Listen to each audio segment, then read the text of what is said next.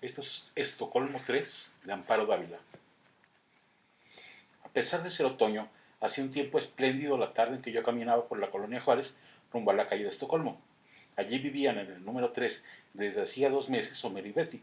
Sin embargo, era la primera vez que iba a su nuevo departamento. Primero había sido la enfermedad de mamá, que me tuvo a su lado todo el tiempo, como sucedía siempre que algo perturbaba su salud, lo que me había impedido visitarlos. Mamá es de esas personas demasiado aprensivas a quienes hay que dedicarse en cuerpo y alma, pues si llegan a sentirse poco atendidas o descuidadas, caen en fuertes crisis depresivas que ponen en peligro su recuperación. Después, por el trabajo rezagado y la intención de ponerlo al corriente, se fue pasando el tiempo, y éramos tan amigos que solo por inconvenientes así se justificaba que hubieran pasado tantos días sin verlos. En el reloj de la profesa daban las 6 de la tarde cuando toqué el timbre de Estocolmo 3. Casi sin aliento, llegué hasta el quinto piso donde estaba el departamento de mis amigos. Pero qué agradable sorpresa, por fin te dejas ver. Y los dos comenzaron a hacerme mil reproches por el largo tiempo que había dejado de verlos, tanto que ni siquiera conocía la nueva casa. Yo trataba de explicarles todo lo que me había ocurrido y por qué no me había sido posible visitarlos antes. Un poco aclaradas las cosas, Betty me quitó el abrigo y se encaminó al dormitorio a dejarlo, mientras Homero me mostraba la estancia. Tiene una vista espléndida, decía el tiempo que descorría la cortina para que yo pudiera admirar un magnífico panorama que el crepúsculo matizaba con tonalidades rosas y ocres. Le aseguré que el departamento me parecía muy bonito, y era verdad, pues aquella pequeña estancia, lo único que conocía hasta ese momento, con su gran ventanal, muros recubiertos de madera y chimenea, era de lo más agradable y acogedor, y ellos lo habían amueblado con buen gusto. Un sofá amplio y dos butacas, de esas en que uno se hunde cómodamente, varios estantes llenos de libros, una mesa de trabajo, cuadros, lámparas, y muchas otras pequeñas cosas que uno gusta de ver y tener cerca. Los pisos altos tienen muchas ventajas, seguía diciendo Homero. Estuve de acuerdo con él, pero no deja de hacerle notar que la escalera era bien pesada y que yo aún no recobraba mi aliento. Se acostumbra a uno pronto y además es un buen ejercicio que lo mantiene a uno ágil y favorece la circulación. Nos sentamos y Homero siguió platicándome de lo contentos que estaban con el departamento, que cada día le descubrían mayores ventajas, que había sido una gran suerte encontrarlo en ese punto de la ciudad tan bien comunicado, como si hubiera sido hecho precisamente para ellos, de acuerdo con sus necesidades, con una renta bastante moderada, sin ningún ruido, y donde él podía trabajar a gusto. Betty regresó a la recámara con una caja de bombones y una cajetilla de cigarros, y, tras ella, una muchacha rubia vestida de blanco. Al verla llegar, intenté moverme hacia un extremo del sofá para dejar el lugar donde sentarse. No, no te incomodes, estás bien ahí. Yo me voy a sentar aquí junto a Homero, y acercó una silla. ¿Qué opinan si tomamos un ron?, propuso Homero. Desde luego, afirmó Betty.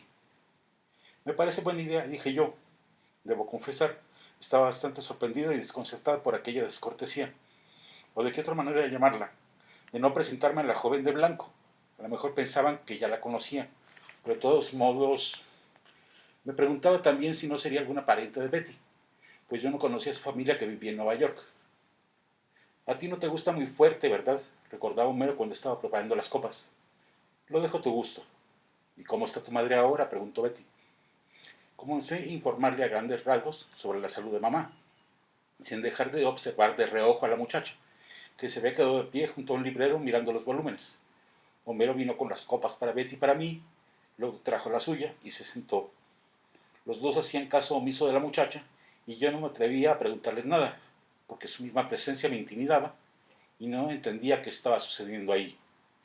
Por el gusto de tenerte aquí, ya teníamos gusto de verte. Y yo no menos que ustedes. ¿Y cómo te va con tu nuevo trabajo, Homero? Bastante bien. 2 o 3 horas por las mañanas solamente. No se puede decir que sea pesado. ¿Y es interesante lo que haces? Leer todos los periódicos, recortar notas, archivarlas. Eso es todo. Tienes suerte, no cabe duda. Pues me parece un trabajo perfecto. Lo mejor sería no trabajar, dijo riéndose Betty. ¿No les parece? Seguimos platicando un poco de todo. Homero y Betty casi se quitaban la palabra. Realmente estaban muy animados esa tarde. Entretanto, la muchacha se acercó hacia donde estábamos y se sentó en una silla de bejuco, tan frágil y fina como ella misma. Desde ahí nos observaba en silencio. Yo miré a mis amigos con mirada inquisidora, pero ellos no se dieron por aludidos, como si no quisieran tomarla en cuenta. Entonces me puse a pensar si sería una de esas personas que abusan de la amistad, que acostumbran a perturbar la intimidad de amigos y vecinos, y de las que nunca se sabe cómo desembarazarse, y se termina por odiarlas frenéticamente. Era indudable que ellos sabían lo que estaba haciendo. Traté entonces de no preocuparme demasiado por su presencia, pero tampoco lograba ignorarla, sentada allí, tan quieta. Era un conmovedor silencio. Pocas veces he estado tan incómoda como esa tarde en que visité a Homero y a Betty en su departamento de Estocolmo 3. Soy de esas personas con una rígida educación y me mortifica profundamente cometer lo que a mi juicio puede calificarse de faltas elementales de buenos modales o de cortesía. Así que solo mediante un gran esfuerzo lograba soportar aquella absurda y molesta situación y me decía que más tarde, o cuando hubiera oportunidad, ellos me explicarían los motivos especiales y sin duda justificados que tenían para tratar de esa manera a la muchacha de blanco. Homero insistió en que tomáramos otra copa, y mientras él la preparaba, Betty se levantó a encender las lámparas porque ya había oscurecido y apenas si nos veíamos las caras. Al pasar junto a la muchacha tropezó con su silla y por poco la tira al suelo. Pero ni siquiera por esto fue para pedirle la más mínima disculpa y siguió como si nada hubiera ocurrido. Yo no me enteré de qué cara puso la joven, pues no me atreví a mirarla. Ahora sí ya no sabía qué pensar de todo aquello y había empezado a sufrir por la pobre chica, que, sin duda, no tenía el menor sentido de la dignidad o el tacto de irse. En fin, la gente es tan rara a veces. Homero regresó con las copas y seguimos nuestra charla. Me contaron que les habían pintado todo el departamento según su deseo, pues antes tenía un papel tapiz oscuro que lo ensombrecía demasiado y le daba un aspecto fúnebre. También le habían puesto una estufa nueva, porque la que había no funcionaba bien. El dueño del edificio era una finísima persona que había accedido a todo cuanto ellos le solicitaron, ni siquiera fianza les había pedido, y solo habían dado una renta adelantada. Les sabían la correspondencia para que no tuvieran que molestarse en bajar a recogerla. Tenían agua caliente todo el día, el gas y la luz estaban incluidos en el alquiler y, en fin, Homer y Betty nunca habían soñado en encontrar un departamento con tantas ventajas como ese. El reloj de la profesa dio 8 campanadas que me sonaron tristísimas. Así se lo dije a ellos. Betty aseguró que no tenía nada de tristes y que eran iguales a las de otros templos. Entonces fue cuando la muchacha se levantó y se encaminó hacia la recámara sin decir nada, así como había llegado. Por fin se va, comenté en voz muy baja, para que ella no pudiera oírme. ¿Quién se va? ¿De qué hablas? De ella, contesté simplemente, y con la vista indiqué a la muchacha que ella entraba en el dormitorio, mientras me preguntaba qué le sucedía a Homero y a Betty. No te entiendo, dijo Betty. ¿No serán los rones? Comentó burlón Homero. Nunca pensé que esto fuera una broma de ustedes. A decir verdad, todo me parecía muy extraño, les reproché. Esta sí que es la confusión de las lenguas, dijo Homero. Nadie sabe de qué habla el otro. Claro que sí sabemos, pero ya terminen de una vez, supliqué.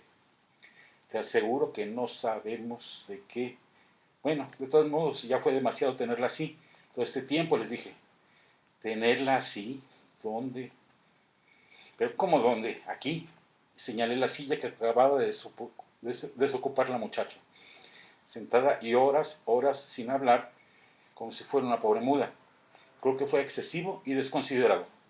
Sentada aquí, comentó Betty, como sin entender, y miró a Homero fijamente. ¿Y quién es? ¿Cómo se llama? Se me ocurrió preguntar. Bueno, el caso es que, comenzó a decir Homero, mientras se frotaba las manos como solía hacerlo cuando estaba nervioso. ¿Para dónde se fue? Preguntó de pronto Betty, interrumpiendo lo que Homero iba a decir. A la recámara, comenté. Sin decir más, los dos se levantaron y se dirigieron hacia el dormitorio, y yo detrás de ellos. Entramos a la recámara y no había nadie ahí. Solo un fuerte olor a gardenias y a nardos.